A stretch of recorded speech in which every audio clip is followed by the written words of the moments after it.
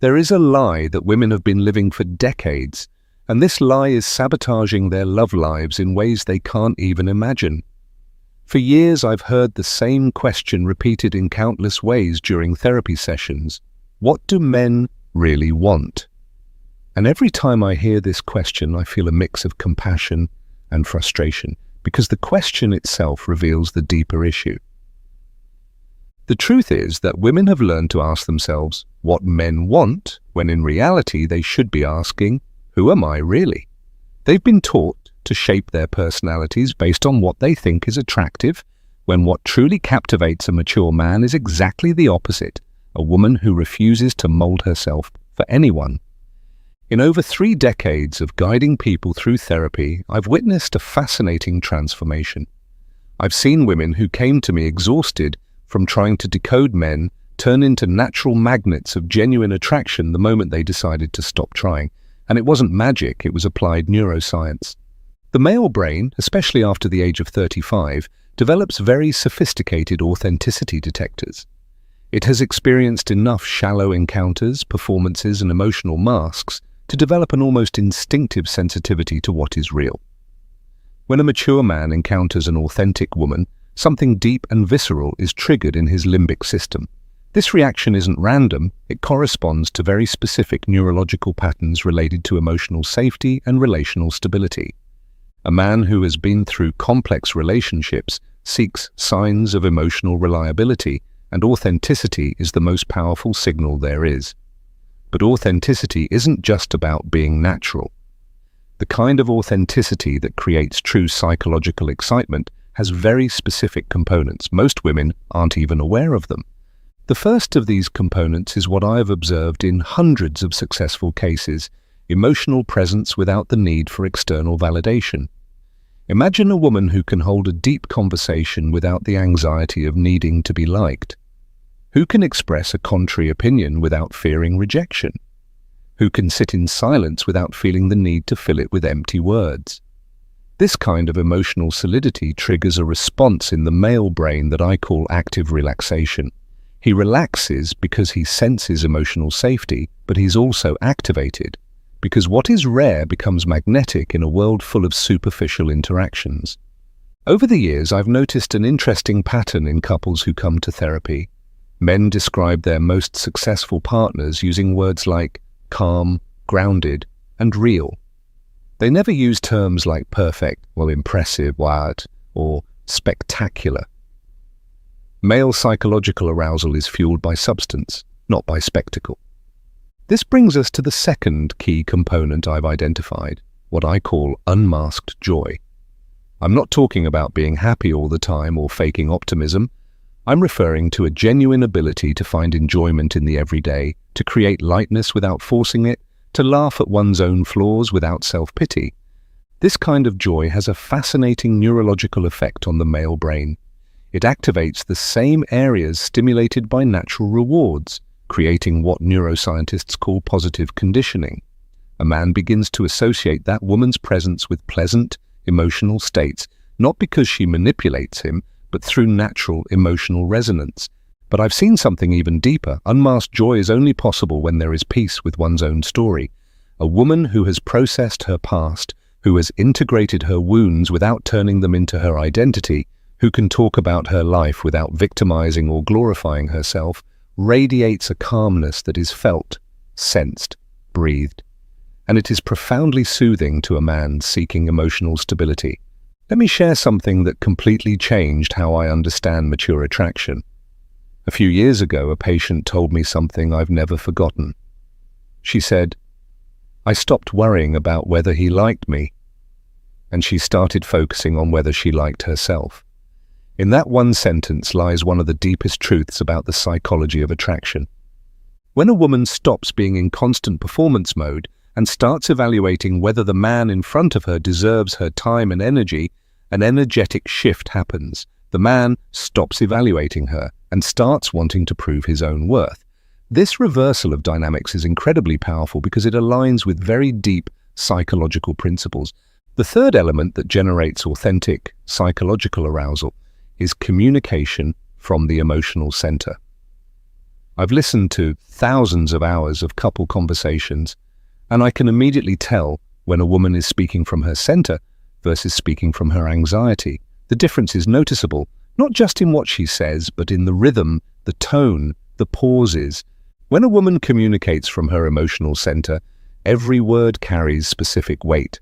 There's no rush to convince, no urgency to impress, no fear of being misunderstood. There is a calm confidence that what she has to say is worth hearing. This kind of communication creates a very particular response in a man, the sense that he's in the presence of someone truly worth listening to. Centered communication also includes the ability to listen without an agenda. Most people listen in order to respond, give advice, or prove that they understand. A woman who has developed genuine emotional presence listens in order to understand, to be present, to create connection. This quality of listening is extraordinarily rare and thus extraordinarily valuable. I've noticed that men describe conversations with these women using words like deep, meaningful, different. Not because they talk about complex topics, but because the quality of presence they bring to the conversation transforms it. A discussion about something as simple as the weather can become a moment of genuine connection when real presence is there. This brings us to a crucial insight I've observed throughout decades of therapeutic work. Mature men are not psychologically aroused by women who need to be rescued, entertained, or constantly validated. They are drawn to women who have developed what I call emotional sovereignty. Emotional sovereignty is not cold independence. It is the ability to manage your own emotional state without outsourcing it to someone else. It's being able to feel sadness without blaming, frustration without attacking, joy without needing the other person to validate it by feeling the same. This sovereignty creates a fascinating paradox. The more emotionally self-sufficient a woman is, the more desirable she becomes. Neurologically, this has a clear explanation. The male brain interprets emotional sovereignty as a signal of high genetic quality and relational stability. On an unconscious level, it perceives that this woman won't create unnecessary drama, won't stir up conflict over unresolved emotional needs, and won't turn the relationship into an emotional battlefield. But emotional sovereignty shows up in very concrete ways that many women overlook. One of the most powerful is the ability to have deep conversations without turning them into therapy sessions. I've seen extraordinary women lose a man's interest because they confused emotional intimacy with emotional dumping. Authentic emotional intimacy is built gradually, with measured revelations, with vulnerabilities shared at the right time, with a depth that invites reciprocity rather than overwhelming with one-sided intensity. A mature man is drawn to a woman with whom he can build intimacy, not one who demands instant emotional closeness. I remember a patient who came to my practice devastated because men kept pulling away after just a few dates. As we explored her behavior patterns, we discovered that she had a tendency to share her entire traumatic life story by the second date. Not because she was manipulative, but because she had confused vulnerability with intimacy. True vulnerability is magnetic, but only when it matches the level of established trust. Sharing too much too soon doesn't show authenticity. It shows a lack of emotional boundaries, and emotional boundaries are essential for maintaining lasting psychological attraction. This brings me to the fourth element I've identified, the ability to create what I call sustained curiosity. I've observed that women who maintain a man's psychological arousal over time are those who remain a partial enigma, not because they're playing games or being artificially mysterious, but because they are constantly growing, evolving, and discovering new parts of themselves. Sustained curiosity is fueled by genuine individuality. A woman who maintains her own interests, develops her own perspectives, and has independent experiences becomes a constant source of novelty. She isn't predictable, not because she's chaotic, but because she's alive, in motion, and in a continuous process of self-discovery. I've noticed that men describe this phenomenon in very similar ways. She always surprises me. I never know exactly what she's going to say. She sees things in a unique way. This controlled unpredictability is deeply stimulating to the male brain, which is wired to solve problems and detect patterns. The fundamental difference between authentic mystery and manufactured mystery lies in their origin. The former is born from inner richness, the latter from strategy. Authentic mystery is the natural result of a woman who has layers, who has depth, who has areas of her life and personality that are revealed gradually. Manufactured mystery is just the calculated withholding of information. A crucial part of sustained curiosity is what I call inner life richness. A woman who reads, reflects, holds formed opinions on a variety of topics, who can engage in conversations about art, philosophy, politics, or any area that genuinely interests her, becomes an intellectually stimulating partner. But there is a fifth element I consider fundamental: the ability to create what I call emotional refuge without therapy. I've seen relationships fail because women confuse the role of a partner with the role of a therapist. A man needs to be able to express his vulnerabilities without feeling like he's in a therapy session. True emotional refuge is created through presence, not interpretation, through empathetic listening, not unsolicited advice, through unconditional acceptance, not attempts to fix or improve. When a man finds a woman who can be present with his imperfections without trying to change them, something deep within his attachment system is activated. This capacity for emotional refuge is directly tied to a woman's emotional maturity. An emotionally mature woman does not feel responsible for fixing her partner's problems, does not interpret his emotional states as personal attacks, and does not need him to always be at his best to feel safe in the relationship. A few years ago, I worked with a couple where the man shared something deeply revealing. He said, "With her, I can be human. I don't have to be perfect. I don't always have to be strong. I don't have to protect her from my difficult moments. I can just be me." The ability to let the other person be fully human is extraordinarily rare and profoundly valuable. And this leads us to a key distinction: the difference between emotional support and emotional fusion. Emotional support maintains healthy boundaries, respects the other's autonomy, and offers presence without losing one's identity. Emotional fusion, on the other hand, breeds codependency, relational anxiety, and eventually unconscious rejection. I've observed that men feel deeply drawn to women who can be close without merging, who can offer companionship without intrusion, who can love without losing themselves. This ability to love from a place of personal integrity is magnetic because it's rare, and what is rare, once again, becomes valuable. The sixth element I've identified is the ability to maintain what I call emotional erotic tension. I don't mean manipulation or psychological games. I mean the capacity to maintain a space of mystery, to avoid revealing everything immediately, to dose intimacy in such a way that there's always something left to discover.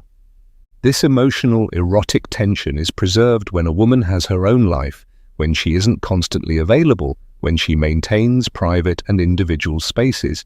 It's not calculated coldness, it's personal wholeness, which naturally creates desire and anticipation.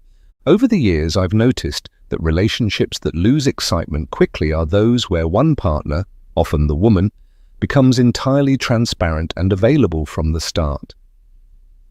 Total transparency kills mystery. Without mystery, curiosity fades, and with it, psychological arousal. Emotional erotic tension is also tied to what psychologists call intermittent reinforcement. When a woman is always available, always predictable, always giving the same response, the male brain adapts. But when there's variation, moments of closeness mixed with personal space, neurological activation is maintained. A key concept I've developed through my work is what I call selective availability. A magnetic woman is not equally available to everyone. She has standards, she has criteria, she consciously chooses where and with whom she invests her time and emotional energy. This selective availability is not arrogance or disdain, it's self-respect. It's the understanding that your time, your attention, and your emotional energy are valuable resources that should be offered deliberately. A mature man respects and is attracted to a woman who values herself enough not to make herself indiscriminately available. But there is a seventh element that I consider the most powerful of all: the ability to generate what I call mutual inspiration. I've observed that the most successful couples are those where both partners inspire each other to become better versions of themselves, not through demands or criticism, but through personal example. A woman who lives her own life with passion, who pursues her dreams with determination, who treats herself with respect and kindness, automatically inspires a man to raise his own standards, not out of competition, but through emotional contagion. Personal excellence is magnetic because it is rare. This mutual inspiration is based on what I call reciprocal admiration. When a woman has cultivated admirable qualities, she doesn't just attract admiration, she also feels admiration for her partner. And this dynamic of mutual admiration is the most powerful fuel for sustained psychological attraction. I've seen relationships that maintain passion for decades because both people remain admirable. They keep growing, keep surprising each other, keep inspiring each other to reach higher versions of themselves. This doesn't happen by chance, it happens through conscious choice. Mutual inspiration also involves what I call parallel growth, two people growing in the same direction while maintaining their individuality, supporting each other's personal development without losing themselves in the process. I recall a couple who came to my office after 15 years together, not because of a problem, but because they wanted to deepen their connection.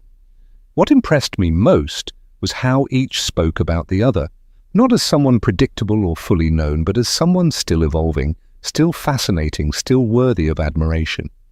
The eighth element I've identified is the ability to maintain what I call emotional generosity without personal sacrifice. I've observed that the most psychologically attractive women are those who can give deeply without giving themselves away, who can be generous without becoming martyrs. This emotional generosity shows up in small things, in the ability to genuinely celebrate their partner's success, in offering support without expecting immediate reciprocity, in creating special moments without making them feel like obligations. But this only works when it comes from personal abundance, never from emotional lack. The difference is crucial. Generosity from abundance is magnetic because it's free, spontaneous, and genuine. Generosity from scarcity is manipulative as it tries to fill internal voids through the other person, and this is perceived unconsciously, leading to rejection rather than attraction. Authentic emotional generosity also includes the ability to give space when needed, to not take distance personally, to understand that mature love includes natural rhythms of closeness and separation, which are both healthy and necessary. One essential aspect of this generosity is what I call celebration without appropriation. A magnetic woman can celebrate her partner's success without needing to take ownership of it. She can be proud of him without tying his achievements to her own value. This emotional independence is incredibly attractive. And finally, the ninth element I consider fundamental, the ability to maintain what I call conscious emotional stability. I don't mean the absence of emotions or emotional perfection. I mean the ability to feel emotions without being ruled by them. An emotionally stable woman can feel sadness without sinking into depression. She can feel anger without exploding in aggression. She can feel joy without becoming manic. This kind of conscious emotional regulation is deeply reassuring for a mature man seeking a stable relationship. Conscious emotional stability is built over years of self-knowledge, personal growth, and learning about one's own emotional patterns. It's not something that happens overnight, but it may be the most valuable investment a woman can make in herself if she is seeking a mature and lasting relationship. For decades, I've observed that men may initially be attracted to emotional intensity, but they build lasting relationships with emotional stability. Emotional intensity is like sugar. It gives a quick burst of energy, but it doesn't sustain. Emotional stability is like protein. It provides long-lasting nourishment. Stability also means the ability to maintain perspective during conflict, to avoid dramatizing everyday situations, and to distinguish between what truly matters and what's simply an annoyance. This emotional maturity creates a safe and predictable relational environment. A concept I've developed to describe this is what I call a calming presence. A woman who has achieved genuine emotional stability radiates a calm that is contagious. Her presence doesn't create anxiety, doesn't stir up drama, doesn't add turbulence to a man's life. On the contrary, it brings serenity and balance. This calming presence is especially valuable for men with stressful jobs, complex family responsibilities, or demanding public lives. Coming home to a space of emotional peace is extraordinarily valuable and therefore extraordinarily attractive. But emotional stability doesn't mean the absence of passion or intensity. It means having the ability to choose when and how to express emotions in ways that are constructive for the relationship, rather than destructive. All of these elements are not techniques you apply externally. They are qualities that are developed internally through a deep process of self-discovery and personal growth. They cannot be faked because they come from real transformations of personality and character. True psychological arousal in a man isn't triggered through manipulation. It's triggered by becoming a woman who is genuinely attractive. And a genuinely attractive woman isn't perfect. She is authentic. She's not invulnerable. She's courageous. She's not coldly independent. She is warmly sovereign. Over the years, I've noticed that women who cultivate these qualities not only attract higher quality men, but also feel more fulfilled within themselves. The work of personal development that leads to authentic attraction also leads to personal fulfillment. There is a direct correlation between the level of a woman's personal growth and the quality of the men she attracts, not because she's chasing better men, but because her own evolution makes her magnetic to people who have also done the inner work. Through my decades of practice, I've observed that the most successful relationships are formed between people who have reached similar levels of emotional maturity, not necessarily in terms of external achievements, but in terms of inner development, self-awareness, and the capacity to love in a mature way. After all these years of supporting people in their personal growth and relationships, I've reached a conclusion that might seem paradoxical. The woman who most deeply excites a mature man is the one who least needs to excite him.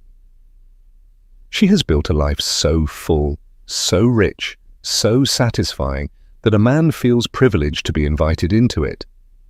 This personal abundance isn't selfishness, it's maturity. It's not coldness, it's security. It's not manipulation, it's authenticity. And in a world where most people live from emotional lack, personal abundance becomes naturally magnetic.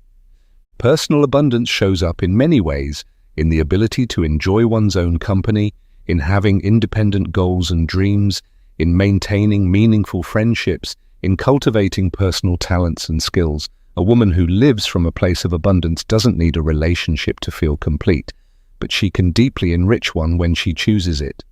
In the end, true psychological arousal isn't something you do, it's something you are. It's not a strategy you apply, it's a way of life you build. And this way of life, rooted in self-knowledge, self-acceptance, and continuous growth, doesn't just attract mature men, it transforms them, inspires them, invites them to become better versions of themselves. And that perhaps is the true magic of mature love. It's not about finding someone to complete you. It's about becoming someone who inspires others to complete themselves. When two complete people meet, they don't merge. They amplify each other, creating something greater than the sum of their parts.